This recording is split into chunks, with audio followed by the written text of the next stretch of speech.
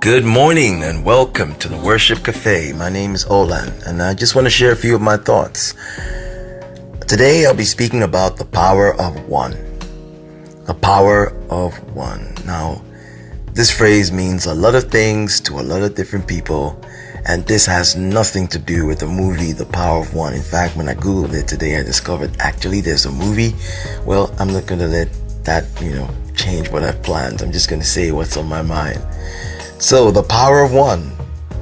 We often say in Christian circles that one with God is a majority. One with God is a majority. That means that even though you're alone, you're actually on the larger side. Jesus went to Jericho for just one man. He went to Jericho for one man, Zacchaeus, and he said to Zacchaeus, "Look, come down today. Salvation has come to your house." Jesus went to the well for, you guessed it, the one woman. He was at the well of Sychar and he met this woman who was a Samaritan, and he said, "Well, I know the Jews and Samaritans at this time don't mix, but today there is salvation for you." And it's so impactful, this encounter he had with this one woman. He didn't even say to her, "Go tell anybody what I've just told you." That she ran into the city and she told everybody about this encounter. And the people of the city, they probably knew her and they said, "We know you, we know your story. Like, we know you've been with so many men, but look, what you're telling us is absolutely extraordinary. We've all got to come and see this ourselves." So that one person became the recommendation that an entire city was riding on. Okay, so we've seen two examples. And Jesus again told a parable about the lost son and how the father was worried, so worried sick about this lost son. Another parable he told them about the shepherd that lost one sheep. The sheep went astray and he left the 99. Think about it. He left the 99 and went about to look for that one lost sheep. And when it was found, there was celebration.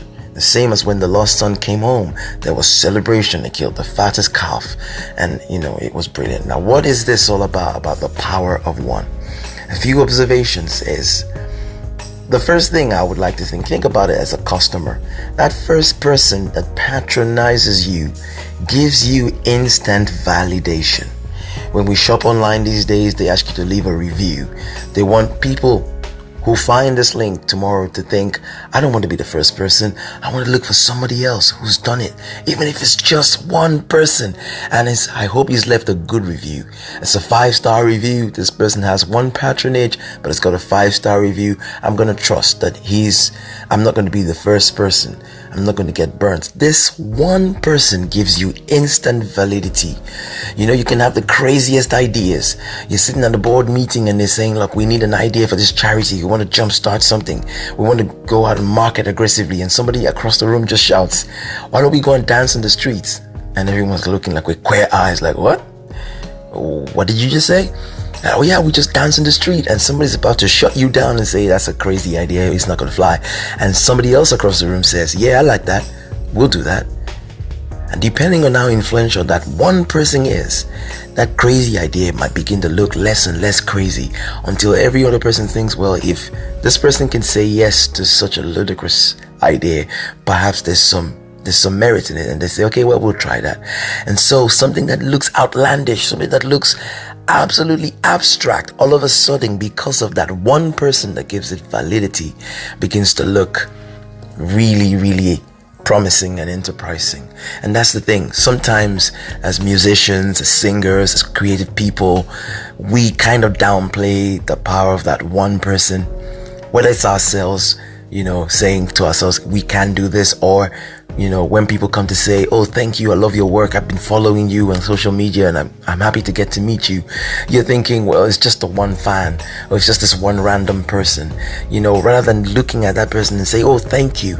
If I was able to reach you being the one person, hopefully I can reach the second one person somewhere in Japan, and the second one person in Croatia, a second one person in Azerbaijan, and in various places in the world where I'm probably not able to go No, physically.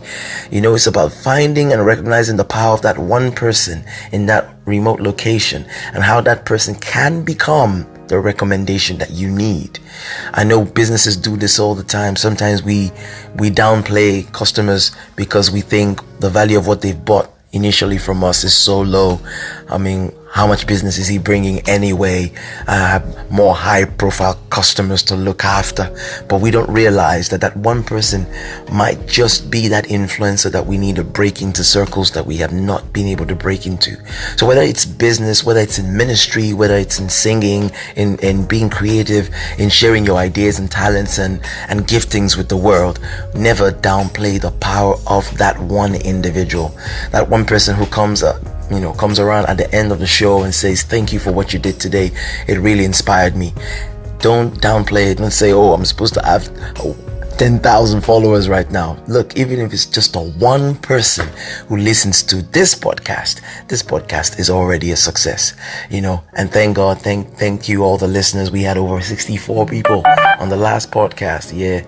Being interrupted right now by another which is really, really good. Thank you. And just keep it going. It's my desire to continue to do this, and you make it all the worthwhile. You make it all worth it.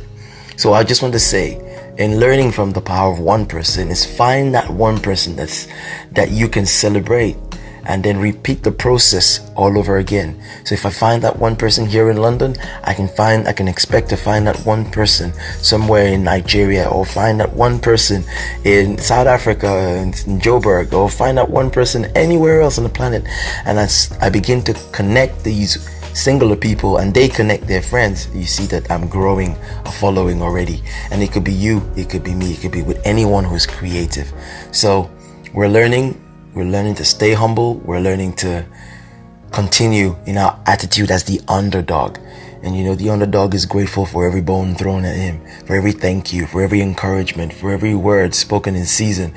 We are the unsung hero in our own story, and so we should endeavor to stay humble. So the next time somebody comes up to you, it could even be a child, and say, look, uncle, I like what you did.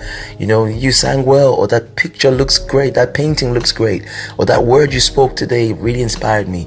Don't just downplay it, don't brush it aside. Remember, it's the power of that one person, that one fan, that first recommender.